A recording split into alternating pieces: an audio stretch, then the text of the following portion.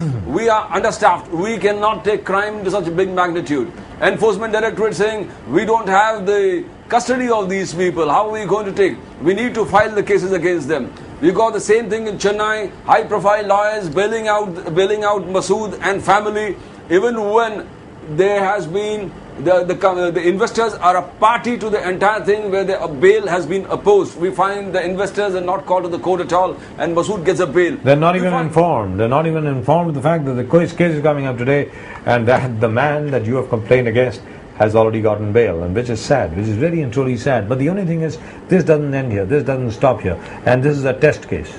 Jahan tak mera sawal hai, this is a test case, not just for the law enforcement agencies, but also for the Finance Ministry, for the Home Ministry, for the Reserve Bank of India, and of course for the various departments of the police force. Unless and until you bring Masood to book, unless and until you get this money back, unless and until people get their money back, nobody is going to trust an Indian finance company anymore.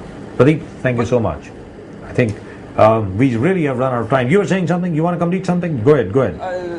What I'm trying to say is the last fortnight we have seen such a lot of activities for helping Masood and his family and the directors of Limousine to get bail. And this trend is continuing with all the economic offences really remaining inactive. As he says, they have not walked to Mumbai. This is really from there. You got so many cases pending, you got so many warrants pending. Why and how are they released?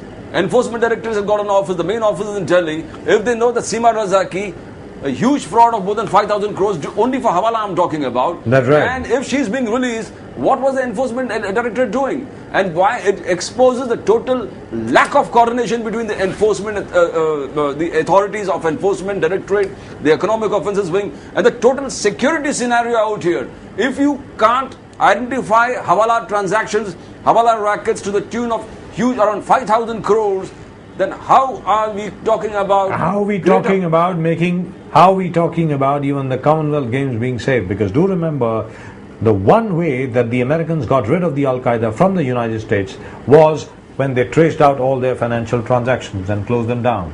If you're not able to trace out a transaction as high, as big as 5,000 crores, sometimes going up to 7,000 to 8,000 crores, how are you going to protect this country?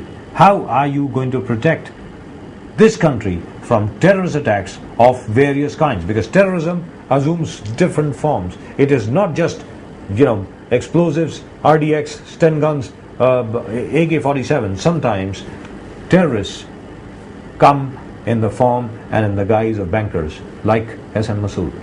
Pradeep, thank you so much. Thank you, sir.